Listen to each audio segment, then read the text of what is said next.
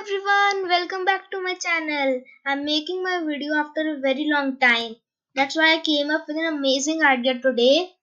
Today I will show you how we can make a secure login system in code.org Applab. So this is how it will be. So first we're on the screen.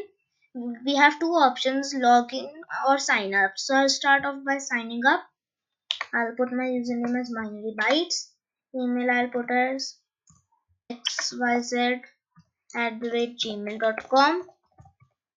Password I'll put like hi, hello, and in the confirm password, if I put hi and then click on create, it will throw an error that passwords do not match.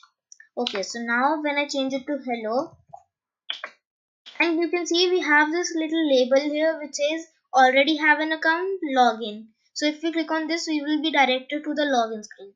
So if we click on create, our account will be created and will be directed to this screen. So yeah, if we click on this label, we'll be directed on this login screen. I can press back, and if I press this login button, I'll be again directed to the same screen. Now this screen has this forgot email or password. So if I click on this, I'll be redirected, and I have put my email address, which is xyz@gmail.com. Click and check. Click on check, and here it is. It is showing my username, binary bytes, and my password hello. So this is how it is. So now I can easily put it binary. Now if I don't put bytes and then xyz@gmail.com and the password hello and then press login, it will throw an error that invalid username or password. So I'll have to write correct one. That's why I have put forgot email or password. Now I'm logged in and it says welcome binary bytes, my username, my email address, and my password. So sign out, and we're signed out. So we will see how we can make this in Applab. So I'll start by showing you the design for this.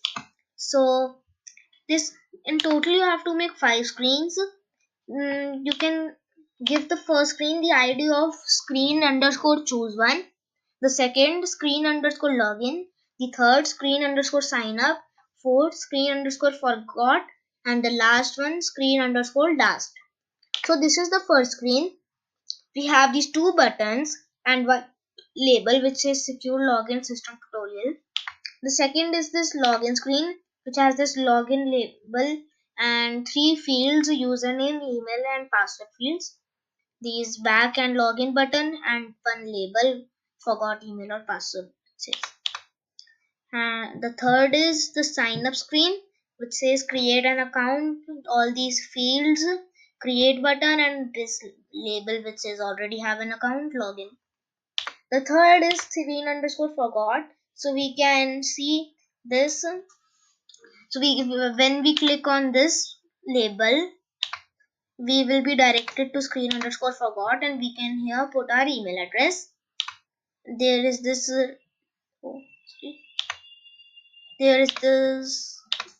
back button and check button, and here are two text areas. They're not visible because I put the background color to gray and my screen color is also gray, that's why.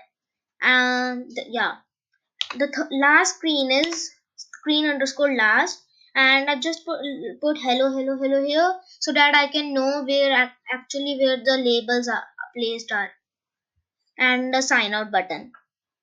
So let's see how we can code this system. So we'll start by this first screen. You can go in the code section and give a comment, choose one screen. Okay, because this is the ID for my screen, so that's why it's easy for me to spot it. So there are just two buttons in the screen, so it will not take much time. So on event btn login, the ID for this button is btn underscore login. Click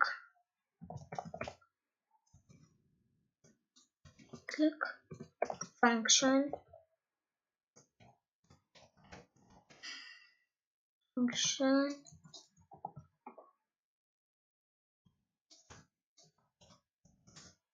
put a semicolon, and inside write set screen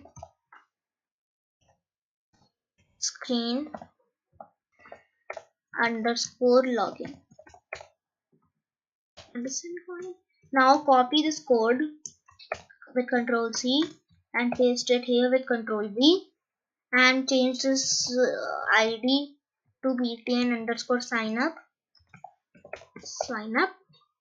Set screen to screen underscore sign up. So this is it for the first screen. Now we can code for the second screen, which is we'll code next for the signer screen. So sign up screen.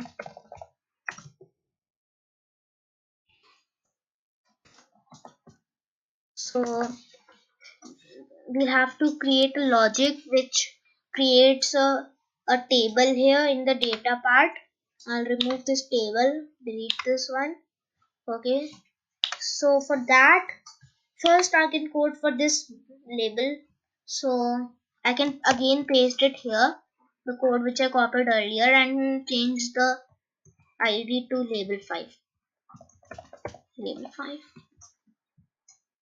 Okay, so now I'll code for the create button. I'll again paste the code here, change the ID.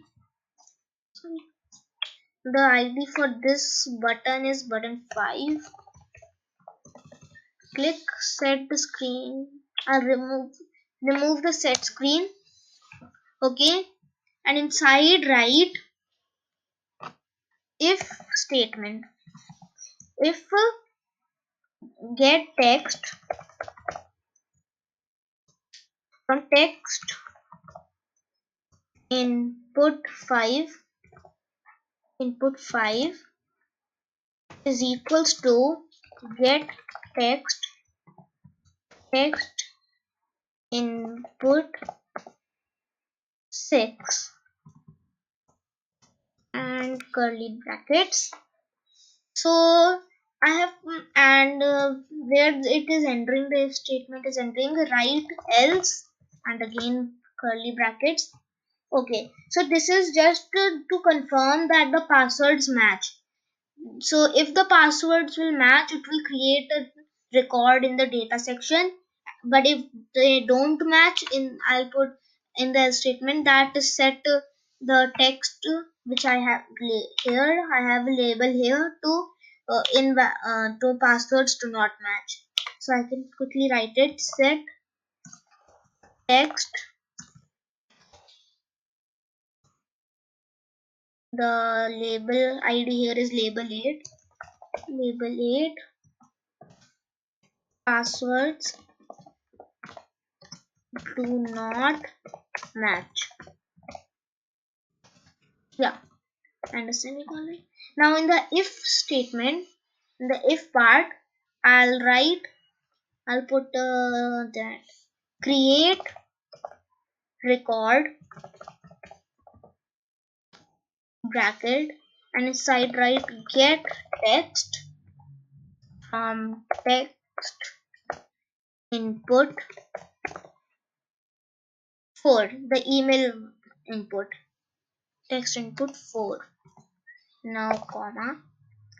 Now put curly brackets here, and inside write username colon get text input 7.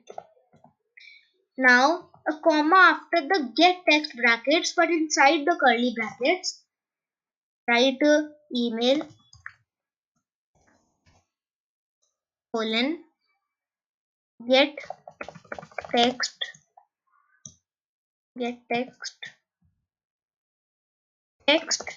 input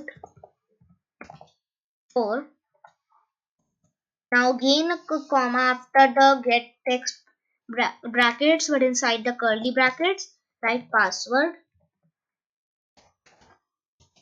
password get text input 6. Now after the curly brackets a comma, write function normal brackets, and after that curly brackets, and hit enter. Now put a semicolon here. So what this does, now you must be wondering why I took the table name from email field. That is because if there are many users, some person's username can be same, passwords can be same, but email can never be same. That's why I took the email field for the table name. Now what this code does, right till here, is this code creates three columns, one named username, second named email, and a third named password, and inside them fill whatever it gets from text input 7. So in the username column it will fill whatever it gets from username field, in the email it will fill whatever it gets from the email field, and in the password column it will fill whatever it gets from the password field. So inside this create record loop thing, I'll write set screen to screen underscore choose one semicolon. So this is complete here. So we can test if it's working. I'll just go in the data section. You can see it right now. There is no table here. I can press run. I can click on sign up. Now this works. When I clicked on that, it worked. So that means that code works. Now we'll check if our logic is working. I put username binary bytes. My email I can put xyz@gmail.com. Okay, password I can put hello. And in the confirm password, let's check if it throws an error. When I click create, yes it does, and it doesn't create a table here. Now if I write hello here,